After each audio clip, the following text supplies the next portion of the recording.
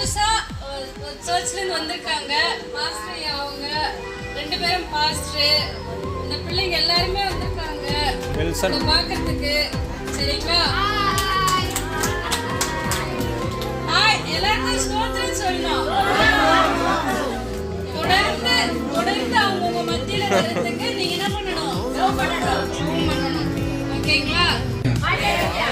எல்லாரும் சில பாடல் பாடலாமா? எல்லாரும் யாருக்கெல்லாம் பாட்டு பிடிக்கும்? எல்லாருக்கும் பிடிக்குமா?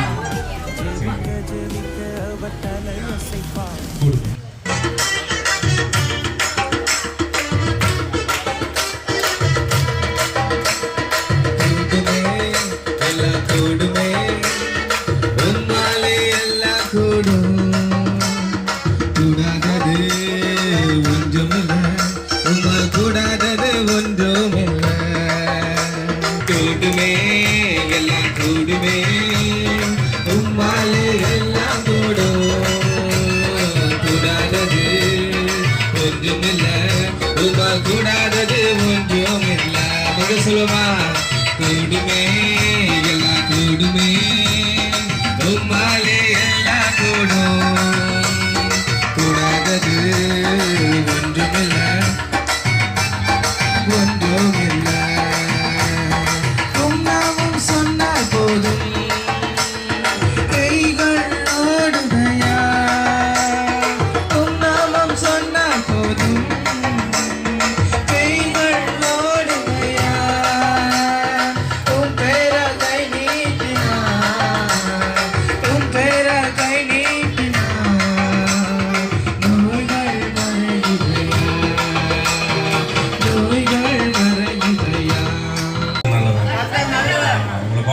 ரொம்ப சந்தோஷமா இருக்கு.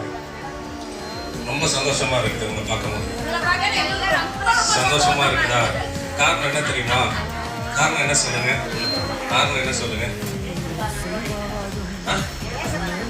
பேசப்பா தம்பி அவங்க மீது வைத்த அன்புனாலதான்.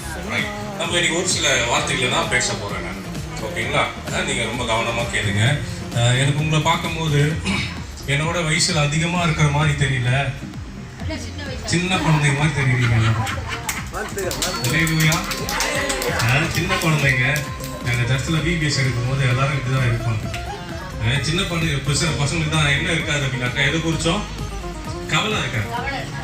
உங்களை பார்க்கும்போது எனக்கு ஒரு பக்கம் கொஞ்சம் பொறாமையாகவும் இருக்கு. நீங்க ரொம்ப சந்தோஷமா ஜாலியா இருக்கிறீங்க. வெளியே வந்துடாதீங்க.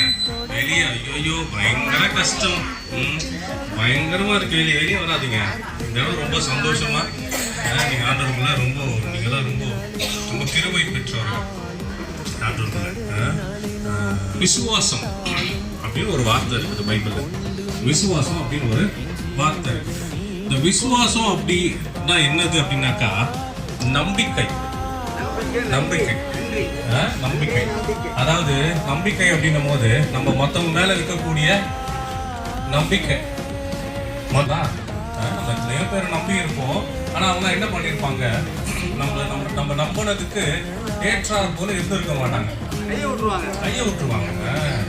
ஆனா இங்க நான் சொல்லக்கூடிய ஒருத்தர், அவர் மேல நீங்க வைக்கக்கூடிய விசுவாசம் அப்படின்றது அந்த விசுவாசத்துக்கும் அந்த நம்பிக்கைக்கும் ஏற்ற ஒரே ஒரு ஆள் யாருன்னா ஏசப்பா மட்டும்தான். அல்லேலூயா. ஏசப்பா மட்டும்தான். 8வது அதிகாரம் 5வது வசனத்திலிருந்து வாசிப்போம். இங்க ஒருத்தர் ஆண்டவர் மேல ஒரு விசுவாசம் வச்சிருக்காரு, ஆண்டவர் மேல ஒரு நம்பிக்கை வச்சிருக்காரு.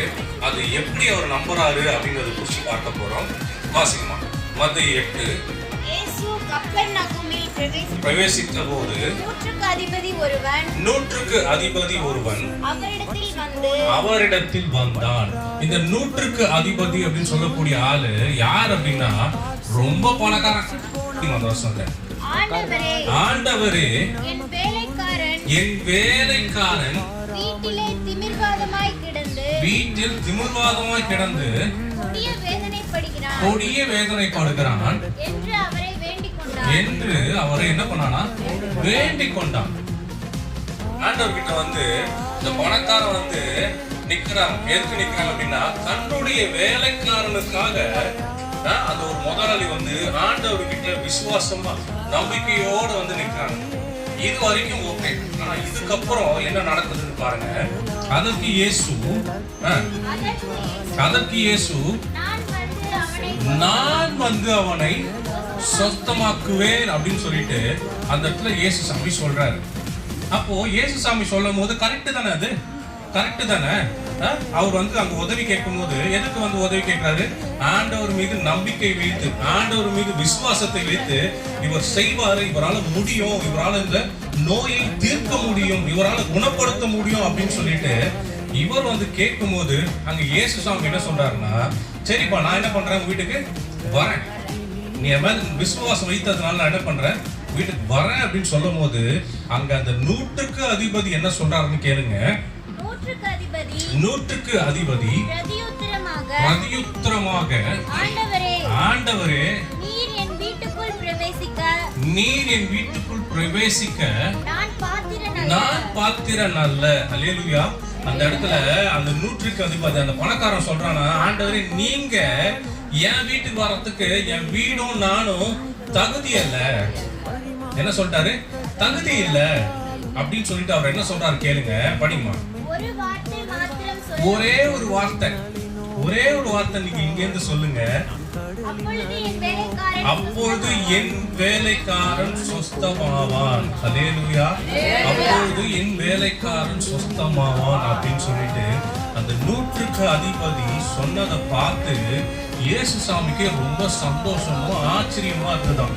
ஏன்னா அவன் ஆண்டவர் மீது அவ்வளவு விசுவாசமாய் அவ்வளவு நம்பிக்கையோடு இருந்தான். நம்ம வாழ்க்கையில எத்தனையோ பேரை நம்பி இருப்போம் இல்லையா, எத்தனையோ பேரை நம்பி இருப்போம், நம்ம எப்படி பார்த்துப்பாங்க, எப்படி வச்சுப்பாங்க அப்படின்னு சொல்லிட்டு. ஆனா பாருங்க, அவங்க எல்லாருமே நம்ம என்ன பண்ணிட்டாங்க, கைவிட்டுட்டாங்க. ஸோ நீங்க யார் மீது நம்பிக்கை வைக்கணும் அப்படின்றதே ஒரு குழப்பத்துல உட்காந்துட்டு இருக்கோம். யாரெல்லாம் நம்ம நம்பி இருந்தோமோ அவங்க என்ன பண்ணிட்டாங்க, நம்மள கைவிட்டுட்டாங்கன்னு. ஆனா இங்க பாருங்க, இயேசு சாமின்னு ஒருத்தர் இருக்கிறாரு. அவர் உங்களுக்காகத்தான் இருக்கிறாரு. அல்லேலூயா. அவர் உங்களுக்காக தான் இருக்கிறாரு. எனக்கு இப்படி சொல்லும் போது ஒரே ஒரு காட்சி எனக்கு முன்னாடி வந்துச்சு. என்ன அப்படின்னா, ஒரு மேய்ப்பன் இருக்கிறாரு. அந்த மேய்ப்பன் என்ன பண்றாரு அப்படின்னாக்கா, ஆடு மேய்ச்சிட்டே இருக்கிறாரு. இந்த ஆடு மேய்க்கும் போது அதுக்கு பாட்டு ஆடுங்க அங்கங்க மேய்ச்சிட்டே இருக்கு. ஒரு சில ஆடுங்க அந்த மேய்ப்பன் கூடவே இருக்குது. ஆனா ஒரே ஒரு ஆடு மட்டும் தான் ஆண்டவர் தோல் மீது வைத்திருக்கிறார். அந்த மேய்ப்பன் தோல் மீது வைத்திருக்கிறாராம். அல்லேலூயா. நான் விசுவாசிக்கிறேன், உங்களெல்லாம் ஆண்டவர் தோல் மீது வைத்திருக்கிறான்னு சொல்லிட்டு. அல்லேலூயா. போட்டிருக்கியா? கவனிக்கிறீங்களா எல்லாரும்? எப்படி போட்டிருக்கு? இருதயமா வாயு. சொல்லுங்க, இருதயமா வாயு. நம்ம எல்லாரும் இங்க இருக்கோம். ஆனா இன்னைக்கு நம்மளுடைய இருதயம் யாரிடத்தில் இருக்கிறது? நீங்க எல்லாம் உங்க இருதயத்துல இயேசு வாழுகிறதுக்கு நீங்கள் அனுமதி கொடுப்பீர்களானால் உங்க இருதயத்துல இயேசு வந்து வாழ்வார். நீங்களா மனம் வந்து, ஆண்டவர் எனக்காக என் பாவத்துக்காக இந்த உலகத்துல வந்து பிறந்து மறித்து அடக்கமனப்பட்டு உயிரோடு கூட எழும்பினாரு அப்படிங்கிறத நீங்க உங்க மனதார உங்க இருதயத்துல அதை நம்பி வாயில நீங்க அறிக்கையிட்டீங்கன்னா உங்களுடைய பாவங்களில் இருந்து நீங்கள் பரிசுத்தமாக்கப்படுகிறீர்கள். பாவம் ஒண்ணு உங்களையும் கடவுளை குறிப்பிடுறது இல்லையா, அதுல நீங்கள் மீண்டும் சேர்க்கப்படுகிறீர்கள். அதே அதிகாரம் ரோமர் 10:13 போட்டிருக்கோம். கர்த்தருடைய நாமத்தை தொழுது கொள்கிற யாவரும் ரட்சிக்கப்படுகிறார்கள். அது போட்டிருக்கிறது, கர்த்தருடைய நாமத்தை தொழுது கொள்கிற யாவரும் ரட்சிக்கப்படுவார்கள். இப்போ இந்த ஞானஸ்நான ஆராதனை முடிஞ்ச பிறகு, ஆண்டவருடைய வார்த்தையெல்லாம் கேட்ட பிறகு ஒவ்வொரு நாளும் நீங்க ஆண்டவரை தொழுது கொள்ளணும். என்ன செய்யணும்? தொழுது கொள்ளுகிறதுனா என்ன தெரியுமா? ஆராதிக்கணும். இயேசு நல்லவர் என்று சொல்லி நீங்க அவரை உயர்த்தி பாட்டு பாடணும். நமக்கு நிறைய நேரங்கள் இருக்கிறது, நமக்கு வேற எந்த பிரச்சனையும் இல்லை, ஒரே ஒரு வேலை தான். அது என்ன வேலைமா? பாட்டு பாடணும். ஆண்டவருக்கு பாட்டு பாடணும். ஆண்டவருக்கு நல்ல பாட்டு பாடணும். எத்தனை பாட்டு பாடலாம்? சந்தோஷம். கடலின் அலை நோக்கி குதித்தாலும் மீனை கொண்டு மீட்பா, என் ஜீவனை மீனை கொண்டு மீட்பா. ஆவியே ஆவியே ஆவியே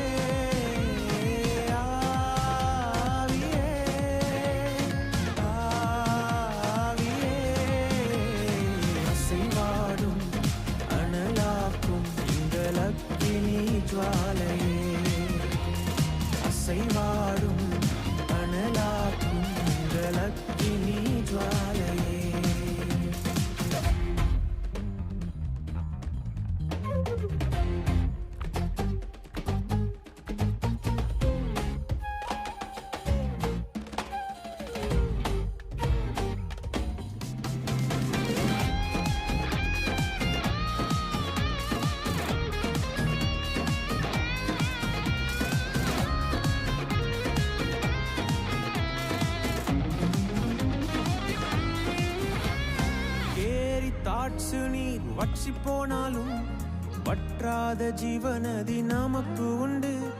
கேரி தாட்ஸ் நீர் வற்றி போனாலும் வற்றாத ஜீவநதி நமக்கு உண்டு. பின்னிட்டு பாராமல் முன்னடப்பேன், பின்னிட்டு பாராமல் முன்னடப்பேன்.